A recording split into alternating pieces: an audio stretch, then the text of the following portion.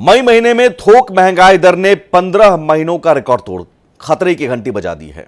सिर्फ एक महीने में ही दोगुनी हो चुकी थोक महंगाई दर ने अब आम आदमी की जेब पर बोझ बढ़ा दिया है। ऐसे में सवाल यह है कि महंगाई के इस बेलगाम घोड़े पर कैसे लगाम लगाया जा सकता है। इस पर हम अपने मेहमानों से चर्चा करेंगे, लेकिन पहले यह रिपोर्ट देखिए। देश में थोक महंगाई ने एक बार फिर से आम लोगों को जोर का झटका दिया है। मई में थोक मूल्य आधारित महंगाई दोगुनी हो गई है। यह लगातार तीसरी बार है जब थोक महंगाई ने छलांग लगाई है। मई में थोक मूल्य आधारित महंगाई दोगुनी हुई। मई में थोक महंगाई 2.61% बढ़ी। खाद्य महंगाई 5.52% से बढ़कर 7.40% हो चुकी है। मई में ज्यादा थोक महंगाई 15 महीनों में सबसे ज्यादा हो चुकी है। WPI एक महीने के अंदर दोगुना हो गया है। मई में खाद्य वस्तुओं में 9.82% महंगाई रही। वाणिज्य एवं उद्योग मंत्रालय के मुताबिक खाद्य वस्तुओं, खासकर सब्जियों और विनिर्मित वस्तुओं की कीमतों में वृद्धि के कारण थोक महंगाई मई में लगातार तीसरे महीने बढ़ोतरी हुई है। किन उत्पादों से बढ़ी महंगाई? फूड प्रोडक्ट्स, कच्चे पेट्रोलियम, प्राकृतिक गैस, खनिज तेल, इलेक्ट्रिसिटी की कीमतों में बढ़ोतरी को इस महंगाई का सबसे बड़ा कारण माना जा रहा है। थोक महंगाई दर में बढ़ोतरी ने आम आदमी की थाली का स्वाद बिगाड़ दिया है। इनमें सब्जियों की कीमतों में बड़ी तेजी देखने को मिली है। मई में सब्जियों की महंगाई दर 32.42% रही। प्याज की महंगाई दर 58.05%, आलू की महंगाई दर 64.05%, दालों की महंगाई दर 21.95%। थोक महंगाई के लंबे समय तक रहने की कीमत आखिरकार आम आदमी को ही चुकानी होगी। ऐसे में सवाल यह है कि मेहनत की पाई पाई छीन रही महंगाई से राहत कब मिलेगी? Bureau report, Bharat express.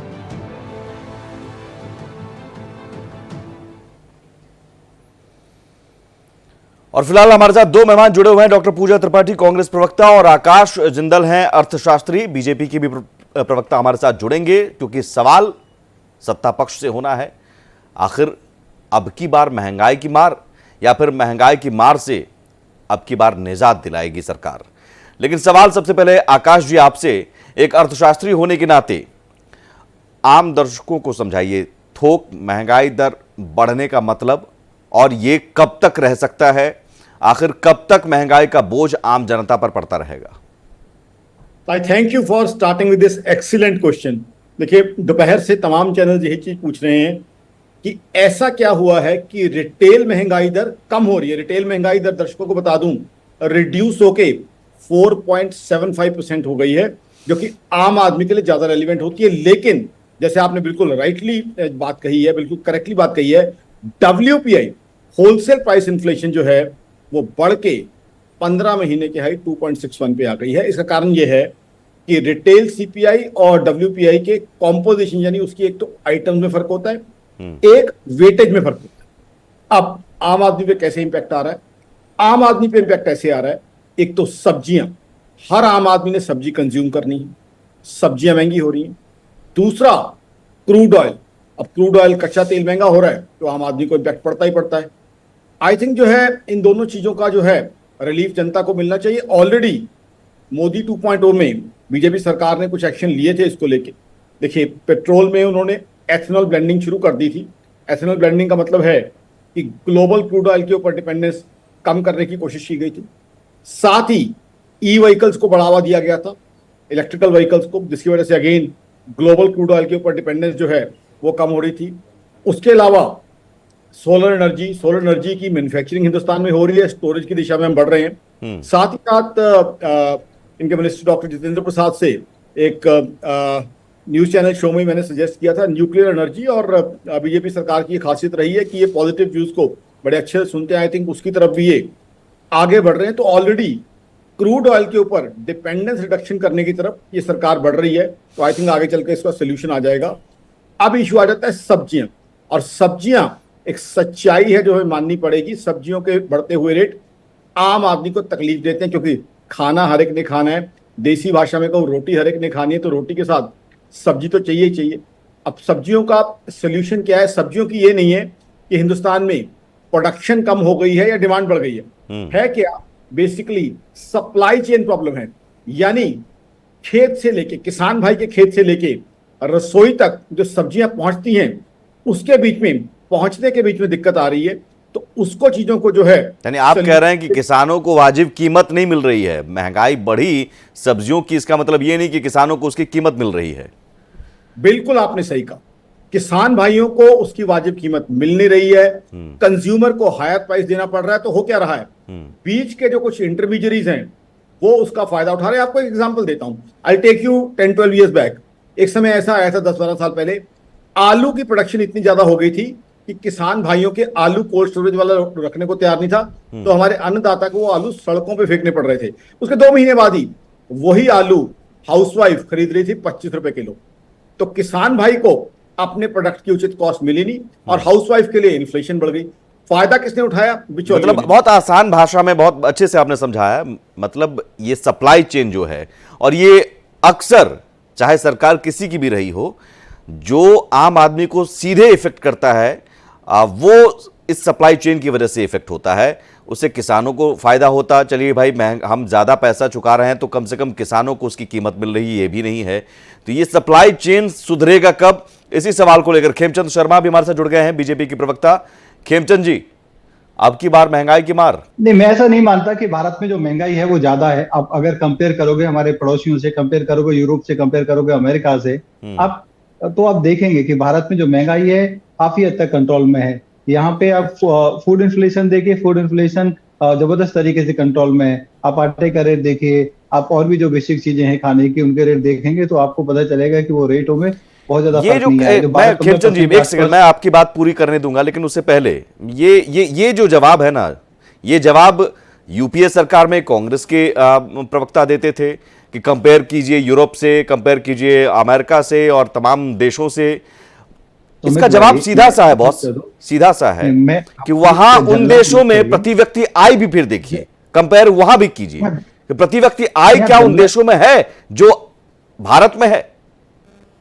Sumit ji, आप मेरे को कंप्लीट करने दीजिए, नहीं तो समझ में नहीं आएगा। आप ये देखिए, जहाँ यूरोप में 1 या 1.5% महंगाई हुआ करती थी और हमारे भारत में 12 से 13% महंगाई हुआ करती थी। आज रिवर्स है, आज वहां पे 10 से 12% महंगाई है, हमारे यहाँ पे 5-6% महंगाई है। रिवर्स ट्रेंड है। क्यों? क्योंकि ये सरकार अच्छा काम कर रही है। महंगाई हमारे यहाँ पे कंट्रोल में, महंगाई की दर हमारे यहाँ पे कंट्रोल में, इन्फ्लेशन वहां पे ज्यादा है हमारे यहाँ से, जहाँ इन्फ्लेशन ना के बराबर हुआ करता था।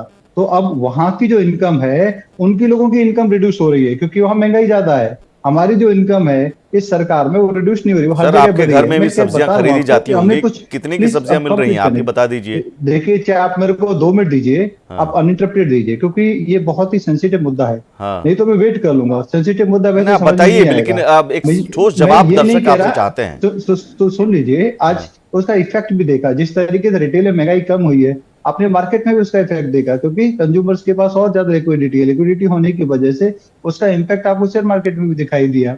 तो हमारी सरकार ने बहुत सारे इनिशिएटिव लिए, जैसे अभी हमारे फेलो पैनलिस्ट ने बताया कि हम लोगों ने इथेनॉल की मिक्सिंग शुरू की और उसका टारगेट 20% का है, तो इतना हमारा इंपोर्ट कम होगा। दूसरा, हम लोगों ने ईवी पे जोर दिया है, इलेक्ट्रॉनिक्स व्हीकल्स पे जोर दिया है। आप दिल्ली में जितने भी FAME2 के अंतर्गत जो बसें मोदी जी ने दी हैं, वो सारी इलेक्ट्रॉनिक बसें हैं। ठीक है सर, मैं दोबारा फिर आपके पास आऊं। एक सेकंड खेमचंद जी, मैं सीधा जवाब, आपके घर में भी सब्जियां खरीदी जाती होंगी, उन सब्जियों के दाम,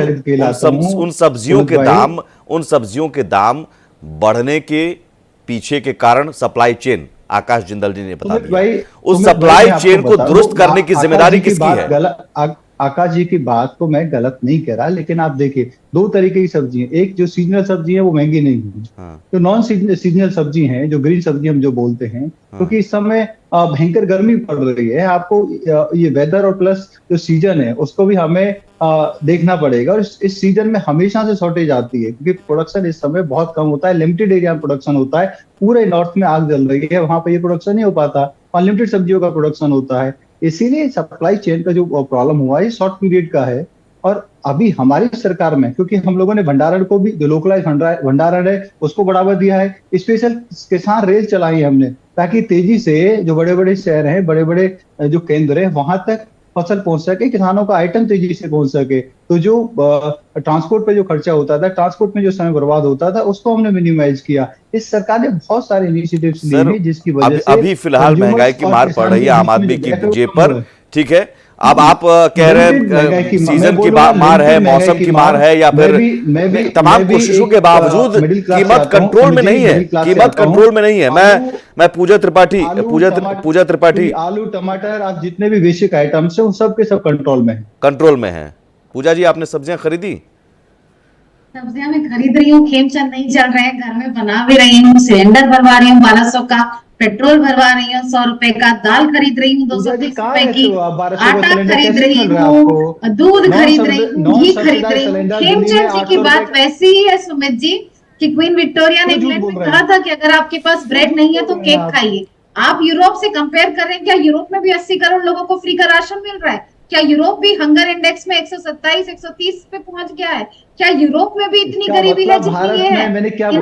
अगर महंगाई पर बात करें, 2013 का वीडियो है, पूरे सोशल मीडिया पे वायरल है। प्रधानमंत्री मोदी ने कहा था मनमोहन सिंह के मुंह से महंगाई का म नहीं निकलता। ये 10 साल के शासन के बाद आज महंगाई विकराल रूप में खड़ी हुई है। और ये मेरी या कांग्रेस की या किसी की बात नहीं, एक गरीब की थाली से आपने सब्जी तो बिल्कुल हटा दी, क्योंकि सब्जी में आलू में जहां मैं देख रही हूँ 64% की खुदरा महंगाई दर चल रही है, प्याज में 68% की और सब्जियों में 32% की। वो बेचारे के पास क्या बचता है रोटी के साथ खाने का? दाल बचता है। दाल जो 80 रुपए की थी 2003 में, वो आज 230 रुपए की है।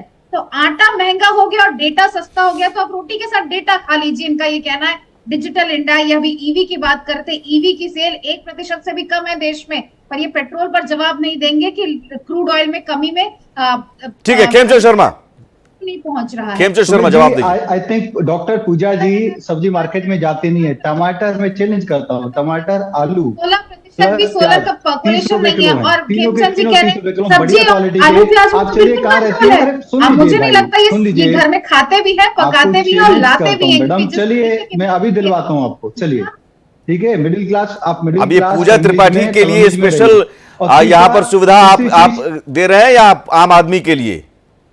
सबके लिए है। मैं तो कहा मुझे बताइए। व्यक्ति नहीं हूँ, मैं मिडिल क्लास हूँ, सबके लिए इतना एग्जैक्टली मैं वही कह रहा हूं कि सर सब्जियों के दाम में बढ़ोतरी हुई है, 58 से 60% की बढ़ोतरी हुई है। ये सिलेंडर दिल्ली में नॉन सब्सिडाइज सिलेंडर आ रहा है, नॉन सब्सिडाइज सिलेंडर 800 रुपए के आसपास आ रहा है, ये करिए 1200 रुपए का। तो इनके घर में महंगाई है, क्योंकि ये बड़े बड़े एसी और बड़े बड़े साथ रहते हैं, तो इनको कुछ पता ही नहीं है। बैठे बैठे इंटरनेट वीडियो देख लिया। अरे आप जाओ ना सब्जी बाजार में, आप देखो फूड इन्फ्लेशन क्या पिछले 10 साल में हमारे आटे के रेट बढ़े नहीं, आपके यहाँ पे 15% तक महंगाई हुआ, कल 15%। तो उनको हटा दिया ना, जनता ने हटा दिया। खेमचंद शर्मा जी कब तक रटते रहिएगा? आपके समय में ये था वो था, उनको हटा के आपको लाया है तो आप भी यही कीजिएगा, फिर आपको भी हटाया जाएगा। फूड इन्फ्लेशन ये कब तक है कि भाई आपके समय में वो था? आप बताइए आप क्या कर रहे हैं? आपने सप्लाई चेन को दुरुस्त करने के लिए क्या किया जो आज भी अब आपको मौसम की मार, सीजन की मार और ये सब बहाने बनाने पड़ते हैं? ताकि जो प्रोडक्शन आप सप्लाई चेन को दुरुस्त कीजिए, वो किसान की चीजें एंड कंज्यूमर तक तेजी से पहुंच पाए। सप्लाई चेन और स्टोरेज की क्षमता बढ़ाइए, चाहे जो भी पार्टी रहे। महंगाई एक ऐसा मुद्दा है, हर पार्टी की सरकार रही और सभी पार्टियों की सरकार में कभी प्याज ने रुलाया, कभी सब्जियों के दाम ने रुलाया, कभी दाल, कभी सरसों तेल, और हर बार बहाने कि साहब सीजन, कभी महंगाई के पीछे अंतर्राष्ट्रीय मार्केट, कभी सप्लाई चेन दुरुस्त करने के लिए तो आपको चुना गया है। खेमचंद शर्मा जी आप सही कह रहे हैं, हम लोगों ने काम किया है। आप वो कंपेयर करोगे तो कैसे करोगे? आप यूपीए से कंपेयर करोगे या अड़ोसी पड़ोसी से कंपेयर करोगे या उन मार्केट से कंपेयर करोगे जिनसे हम हमेशा करते आए हैं, तभी तो आपको पता चलेगा कि हमारे यहाँ महंगाई है या नहीं है। आप आटे की बात करते हैं, अभी हमारी पूजा त्रिपाठी जी कह रही है कि मतलब थाली से सब्जियां गायब कर दी हैं, आटा गायब कर दिया है। बहन आटा आज महंगा नहीं है, क्योंकि हम फ्री में जो राशन दे रहे हैं ना, जो आप 70 से 80 हजार करोड़ का राशन गोडाउन में चढ़ा दिया करते थे, कांग्रेसियों की जेब में चला जाता था, जो गरीब की थाली में है। आज बोरा भर के अनाज गरीब के घर में मिल जाएगा। मैं गाँव में ले चलता हूँ, आपको उनके घर में ले चल सकता हूँ जिनके यहाँ पे जनवरी में अनाज खत्म हो जाता था, आज बोरे भर के रखा हुआ है। वो अपनी गाय भैंस को भी दे रहे हैं, खुद भी खा रहे हैं।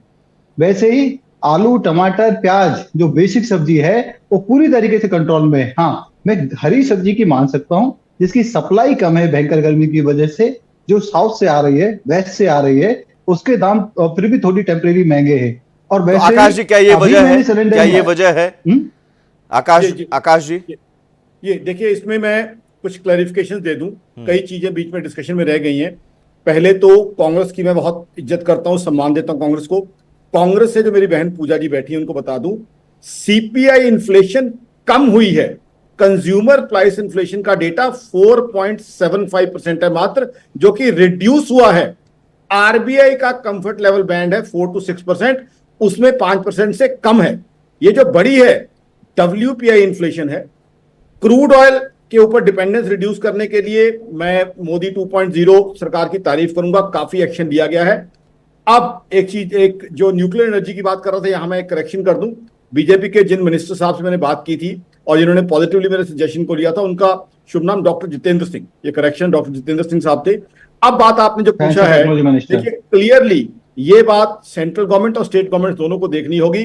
सप्लाई चेन को हमें कहीं ना कहीं करेक्ट करना बहुत जरूरी है। और जैसे आपने बिल्कुल सही सजेस्ट किया, इसके लिए बहुत जरूरी है कि भंडारण यानी स्टोरेज कैपेसिटी हो, इंफ्रास्ट्रक्चर अच्छा बिल्ड किया जाए। और आने वाला महीना और कॉशन कर दूं, इसमें सेंटर और स्टेट्स दोनों को एक्टिव रोल प्ले करना पड़ेगा। मॉनसून आने वाले हैं, मॉनसून में अक्सर वाटर लॉगिंग हो जाती है, तो हो सकता है सब्जियों की सप्लाई चेन और ज्यादा इंपैक्ट हो जाए। तो अभी समय रहते इसके लिए जो है एक्शन लिया जाए, क्योंकि सब्जियां बहुत ज्यादा इंपॉर्टेंट है। सर मैं सवाल खेमचंद जी से यही कर रहा हूं। देखिए वो कंपैरिजन करें, ठीक है, आपने कहा ना सप्लाई चेन, आपने बहुत पहले बहुत सही बात की। बाकी सारी वजहें मैं चलिए मान लूंगा।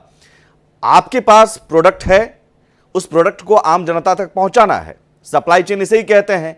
स्टोरेज पावर आपको बढ़ाना है, ये सारी चीजें बहुत पहले से पता थी।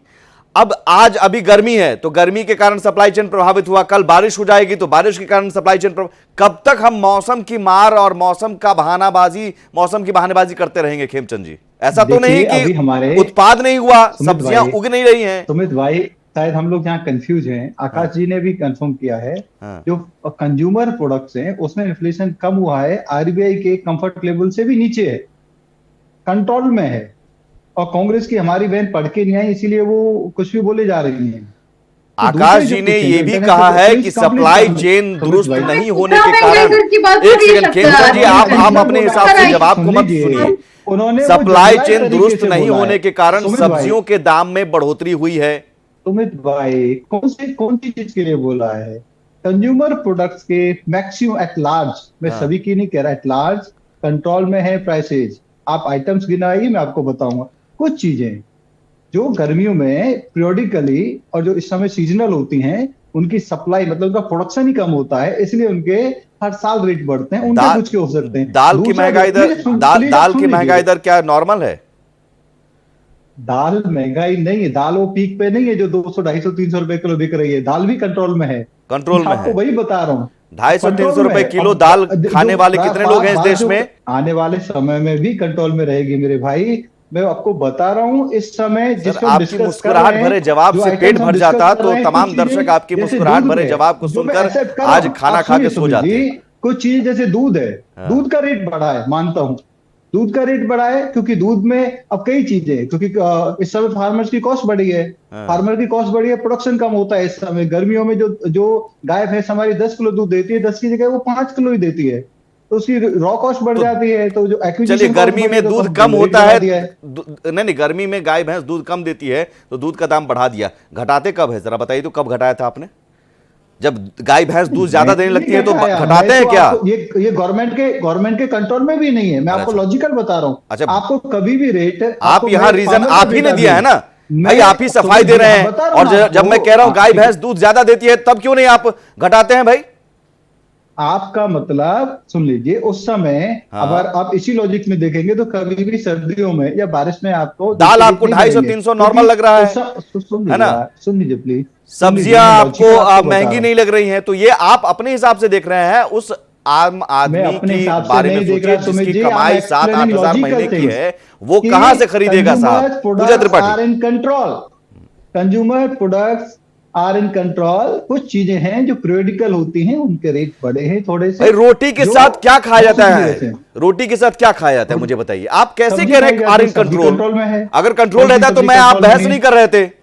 ये आप सीधे खारिज कर दे रहे हैं। ये थोड़ा जख्म पर नमक छिड़कने के बराबर है। थोड़ा जख्म पर मरहम लगाइए कि हाँ ठीक है, हम दुरुस्त करेंगे। मरहम लगाने को हम तैयार, हम ये नहीं करें इम्प्रूव नहीं करना हमें, हम हर तरीके से इम्प्रूव करने के लिए तैयार है। हमने डेडिकेटली बजट में भी प्रोविजन किया है, गांव के पास भंडारण की व्यवस्था करेंगे, कोल्ड स्टोरेज स्टेब्लिश करेंगे, गांव के युवा को हम एंटरप्रेन्योर बनाएंगे। 10 साल से आप कर ही रहे हैं, वहां से जब भी महंगाई बढ़ती है तो आप करेंगे, महंगाई बढ़ने के बाद आपको भंडारण की याद आती है, स्टोरेज पावर बढ़ाने की याद आती है। अगर ये पहले कर लेते तो आपको गर्मी की मार या बारिश की मार जैसे बहाने नहीं बनाने पड़ते। सर पूजा त्रिपाठी, ठीक है, आपसे पहले तो आप समस्या से ही आंखें मोड़ लेना चाहते हैं। गर्मी है, गाय कम दूध देती है, गर्मी है, सब्जियां नहीं आ पा रही हैं।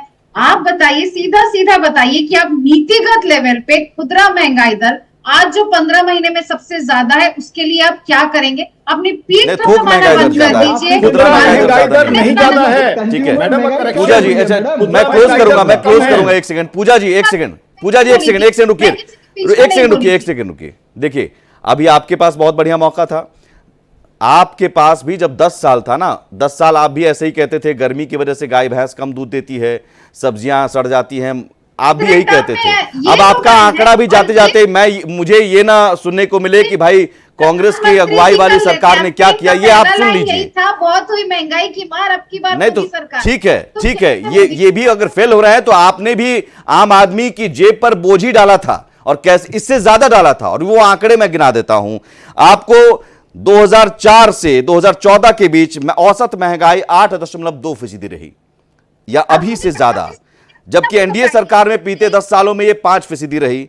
और सबसे बुरा आंकड़ा जो 2009 से 2014 के दौरान था, वो 2009 में तो महंगाई दर 9.1% और 2014 तक तो 12.3% थी, याद होगा आपको। और उस समय भी बहुत ज्यादा बहस होती थी। तो बीजेपी का रोल आप निभाती थी और कांग्रेस का रोल बीजेपी निभाती थी, ये एक्सचेंज होता रहता है, आम जनता की जेब पर बोझ पड़ता रहता है। बहुत शुक्रिया आपका डॉक्टर पूजा त्रिपाठी, खेमचंद शर्मा और आकाश जिंदल जी। महंगाई की मार रह रहकर आम जनता पर पड़ती रहती है, जवाब के नाम पर सत्ता पक्ष के पास बहाने होते हैं, कांग्रेस के पास या विपक्ष के पास मौका होता है, लेकिन ठोस नीति क्या इस देश में हो पाएगी, बन पाएगी कि सब्जियों के दाम या आम खाद्य वस्तुओं के दाम कंट्रोल में रहे?